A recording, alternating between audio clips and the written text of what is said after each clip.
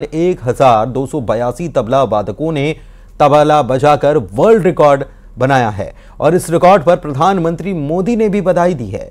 उन्होंने कहा है कि भारतीय संगीत को नई ऊंचाई पर ले जाने का यह प्रयास अत्यंत सराहनीय है। प्रधानमंत्री ने सोशल मीडिया साइट एक्स पर बधाई दी है और इसके बारे में लिखा है कि भारतीय संगीत को नई ऊंचाई पर ले जाने का यह प्रयास अत्यंत सराहनीय है।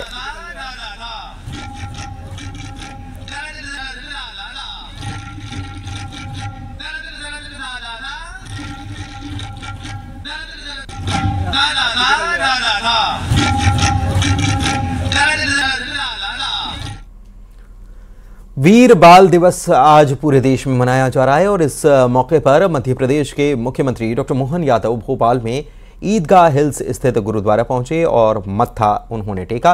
इस मौके पर मुख्यमंत्री डॉक्टर मोहन यादव ने गुरु गोविंद सिंह जी और उनके 4 साहिबजादों के शौर्य और बलिदान को याद किया और उन्हें नमन किया।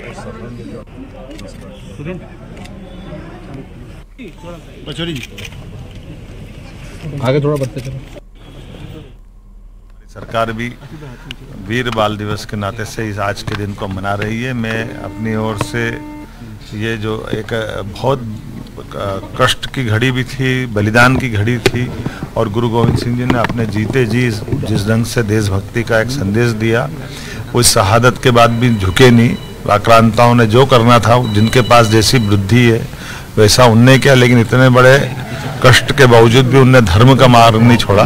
गुरु गोविंद सिंह जी का ये पाठ हमारे लिए सदैव भारतीय संस्कृति के लिए एक अविस्मरणीय पाठ रहेगा। मैं आज के अवसर पर गुरुद्वारा में आके मत्था टेक करके अपनी उस गौरवशाली परंपरा को नमन करने आया हूँ। मध्य प्रदेश के 8 करोड़ जनता की ओर से मैं गुरु जी की उस शहादत को स्मरण करता हूँ। चारों बच्चों को नमन करता हूँ जिन्होंने जीते जी कभी जो धर्म परिवर्तन का तमाम प्रकार के दबाव उन पे आए, उनने अपना जीवन छोटे छोटे बच्चों ने बलिदान कर दिया, लेकिन हमको प्रेरणा दी कि ये हमको डिगा नहीं सकते। मेरी अपनी ओर से पुनः एक बार इतनी बड़ी शहादत को नमन। आगामी 14 जनवरी को अगले साल इंदौर में भारत और अफगानिस्तान के बीच होने वाले T20 मुकाबले पर एमपीसी अध्यक्ष अभिलाष खांडेकर ने बयान दिया है। उन्होंने कहा है कि ग्वालियर से यह मुकाबला छीनकर इंदौर नहीं शिफ्ट किया गया है। ऐसा कोई भी ऑफिशियल प्रपोजल एमपीसीए या फिर बीसीसीआई की तरफ से नहीं आया है। उन्होंने कहा कि ग्वालियर का स्टेडियम तैयार करने पर हमारा फोकस जरूर है, लेकिन ग्वालियर में भारत और अफगानिस्तान के बीच T20 मुकाबला कभी भी प्रस्तावित नहीं था। 14 जनवरी को जो मैच होने वाला है वो इंदौर में T20 इंडिया अफगानिस्तान पहले दिन से इंदौर में ही होने वाला था। आज भी इंदौर में होने वाला है और 14 तारीख को आप देखेंगे वो मैच इंदौर में ही होगा। रही बात ग्वालियर की, तो ग्वालियर में हम भव्य स्टेडियम बना रहे हैं, जिसको हम पिछले कई वर्षों से उसको बहुत तेजी से बनाने के बीच में कोविड आ गया था, उसके कारण वो स्टेडियम बन नहीं पा रहा था, उसमें काम रुक गया था। हमने एक इंटरनल डेडलाइन डिसाइड करी थी कि दिसंबर अंतिम सप्ताह तक उस स्टेडियम को हम पूरा कर देंगे, जो काफी करीब 95% वो पूरा हो चुका है।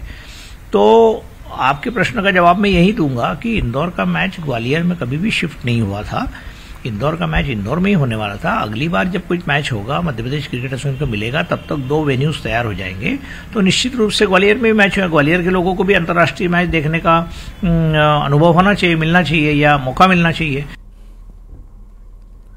ग्वालियर में एक पीड़ित शख्स ने एसपी ऑफिस पहुंचकर अपनी पड़ोसन से बचाने की गुहार लगाई है। पीड़ित ने आरोप लगाया कि उसकी पड़ोसन बीते 1 साल से उसके घर के बाहर चबूतरे पर गंदगी के साथ ही पानी में कचरा घोलकर फेंकती है। रोका और टोका जब जाता है तो झूठे मामले में फंसाने की धमकी दी जाती है, गाली गलौज की जाती है। पीड़ित ने बाकायदा सीसीटीवी फुटेज भी इसका उपलब्ध करा दिया है प्रशासन को। इसके आधार पर एएसपी ने जांच के आदेश टीआई को दे दिए हैं।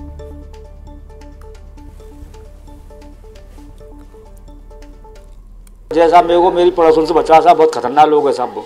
वो मुझे जीने नहीं दे रहे, ना बगल में रहने दे रहे, मेरे को घर पे आने जाने दे रहे। मेरी मकान में अपने घर में नहीं आऊँ, किसके घर में जाऊँ साहब मैं? क्या करते जैसे मैं दरवाजे पहुंचा, गाली वगैरह शुरू, दरवाजा फेंकना शुरू कर देंगे साहब। क्या करने फेंकते? पानी में 10-12 चीज़ें घोल लेते हैं, पानी के अंदर वो फेंकते था हमारे ऊपर। हाँ, इस प्रकार का एक आवेदन जन सुनवाई में आया है और मैंने पूरा आवेदन का अवलोकन करने के उपरांत थाना प्रभारी से बात की है। मामले को थाना प्रभारी को जांच के लिए भेजा है और जैसे भी जो कि आप जैसे सीसीटीवी की बात कर रहे हैं, ऐसे तथ्यों की थाना प्रभारी तस्दीक करेगा और अगर इस प्रकार की पाया जाता है मामला तो निश्चित रूप से उसमें वैधानिक कार्रवाई करने के थाना प्रभारी को निर्देश दिए गए। और भोपाल से बड़ी खबर आपको बता रहे हैं, हार्ट अटैक से यहां पर एक छात्र की मौत हो गई।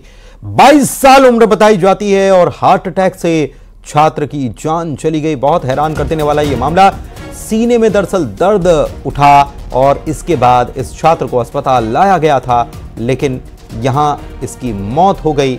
बताया यह जा रहा है कि अपने साथियों के साथ मिलकर ये खाना पका रहा था, अचानक से सीने में दर्द उठा और इसे तुरंत अस्पताल लाया गया, लेकिन डॉक्टर्स ने उसे मृत घोषित कर दिया और वजह बताई गई हार्ट अटैक।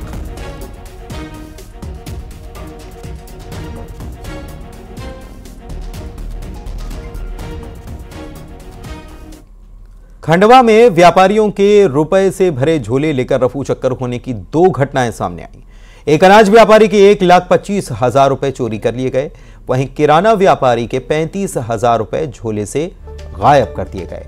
जूनी इंदौर लाइन पर कुमठा के अनाज व्यापारी शकील अली की बाइक से 1.25 लाख रुपए से भरा झोला जो टंगा था उसे बदमाश ले गए। इसके पहले जलेबी चौक स्थित पुलिस चौकी के पास पानी पूरी खा रहे देसगांव के एक युवक का 35,000 रुपए से भरा हुआ झोला अज्ञात बदमाशों ने चुरा लिया। जानकारी लगते ही पुलिस दोनों मामलों की जांच में जुटी हुई है।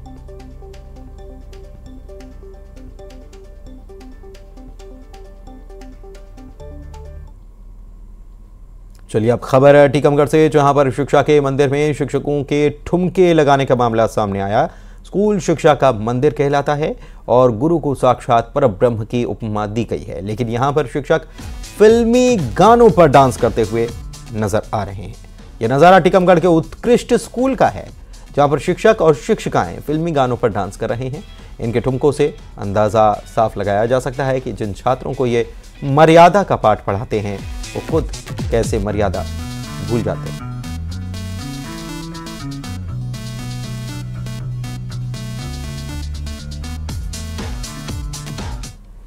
चलिए बात अयोध्या की कर लेते हैं। प्राण प्रतिष्ठा के लिए अयोध्या नगरी सज रही है। राम की नगरी राम के रंग से सराबोर हो रही है। 22 जनवरी से पहले भक्त अपने आराध्य की आस्था में डूबे हुए हैं। हर कोई इसे अपने तरीके से तैयारी में जुटा हुआ है।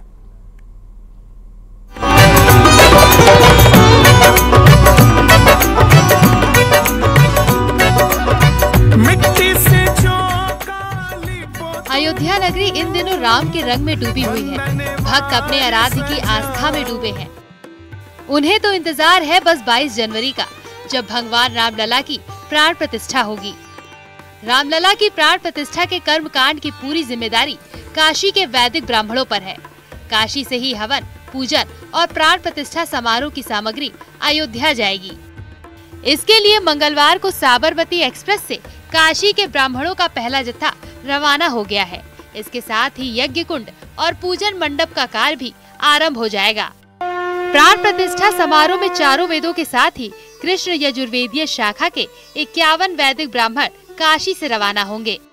रामलला की प्राण प्रतिष्ठा 84 सेकंड के सूक्ष्म मुहूर्त में होगी। पंचबार से मुक्त ये मुहूर्त भारत के लिए संजीवनी का काम करेगी।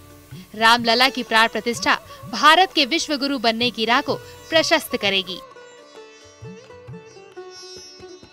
नहीं, सभी ब्राह्मण लोग 15-16 तक पहुंच जाएंगे, क्योंकि 16 से कार्यक्रम प्रारंभ है, तो 15-16 तक सभी लोग पहुंच जाएंगे। पिताजी भी पहुंच जाएंगे और जिम्मेदारी हम लोग की यही है कि वहां किसी भी प्रकार की कोई त्रुटि न रह जाए। कुंड बनने हैं, मंडप बन के तैयार हो गया है, उसकी रूपरेखा देखनी है और बाकी जो कुछ भी सामग्री इत्यादि कहाँ रखी जाएगी, बहुत सामग्रियां हैं, तो वो सब हम लोग को देख लेना है। उसी दृष्टिकोण से हम लोग जा रहे हैं।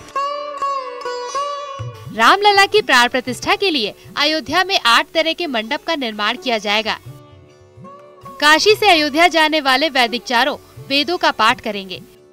इसके साथ ही काशी से 108 कलश पंचगव्य, 10 तरह की समीधा, तीर्थों का जल, नवरत्न, पंचरत्न, पारा और सप्त धान्य अयोध्या पूजन के लिए आएगा। देखिए आप गुरुजी के प्रतिनिधि जिन्होंने ये पूरा पंचांग से ये पूरा मुहूर्त निकाला है। जी उसी के संदर्भ में वहाँ जो तैयारियां चल रही उसी में इन्हीं के साथ देखरेख में आवास व्यवस्था कैसी है, फिर कुंड बनाने के लिए जो सामग्री लगेगी वहाँ पर उसको पहुँचाना, फिर मंडप बन के तैयार है उसकी देखरेख करना, और अन्य जो सामग्री बाहर से आई है उसको एक जगह कलेक्ट करके एक जगह स्थापित करना। ये बाहर से बहुत जगह से सामग्री आई है, गंगा जल इत्यादि है, सभी नदियों का जल आया है, समुद्र का जल आया है, तो उसको एक जगह कलेक्ट करना और चंपत राय जी जैसे फिर आदेश आगे करेंगे। इधर प्रधानमंत्री के दौरे को लेकर अयोध्या धाम रेलवे स्टेशन पर एसपीजी ने भी मोर्चा संभाल लिया है। प्रधानमंत्री के आगमन और सुरक्षा को लेकर बैठकों का दौर चल रहा है। आपको बता दें कि 30 दिसंबर को प्रधानमंत्री मोदी का अयोध्या दौरा प्रस्तावित है, जब अयोध्या में श्री राम एयरपोर्ट और अयोध्या धाम रेलवे स्टेशन पर बनी नवनिर्मित बिल्डिंग का प्रधानमंत्री उद्घाटन करेंगे।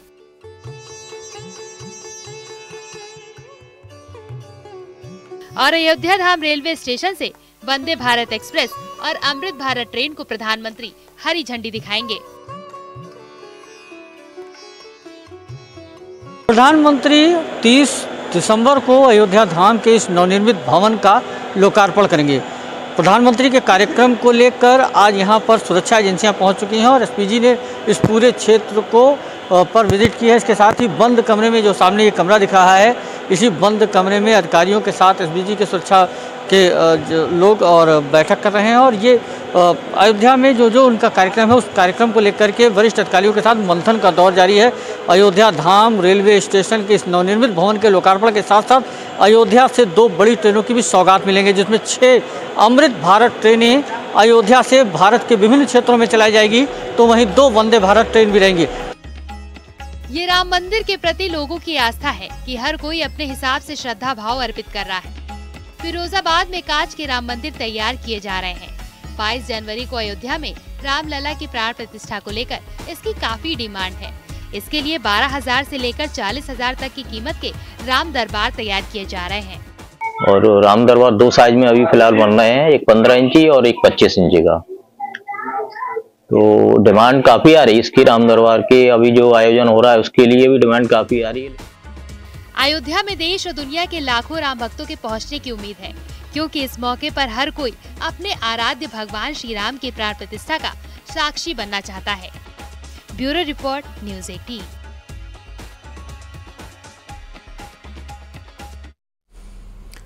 और इसी के साथ इस बुलेटिन में फिलहाल इतना ही। टीम को दीजिए इजाजत। नमस्कार।